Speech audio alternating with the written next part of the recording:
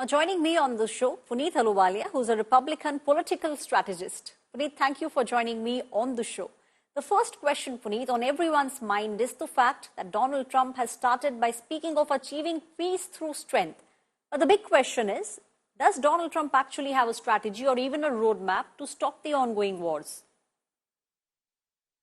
Gaurav, good to be back. Victory and vindication for President Trump and all his supporters. I think you are right. He is a president for peace, and peace through strength has been his foreign policy. And I believe that we'll see all the chaos and crisis in the Middle East and in Europe with the Ukraine-Russia war, find a way to mitigate and find a way to bring that war to an end, which is so important for the world. And at the same time, engage with actors and bad actors for friendship, allies, and partnerships. I think that's what we'll see in President Trump leadership. And more importantly, with having the control of the Senate, he'll have the ability to now have people who will follow through with his agenda. The Abraham Accord was one of the latest things we had done in his end of his presidency. Then I think you will see a good roadmap shaping in the Abraham Accord, and I think we'll re-engage with North Korea and, of course, take on China.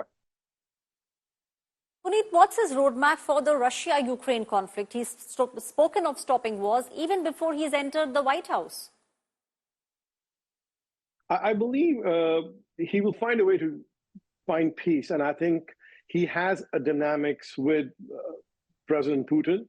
We'll find a way to make sure that there is peace. At the same time, it sends a clear message to Russia and Putin and to the other actors that you don't repeat this action again.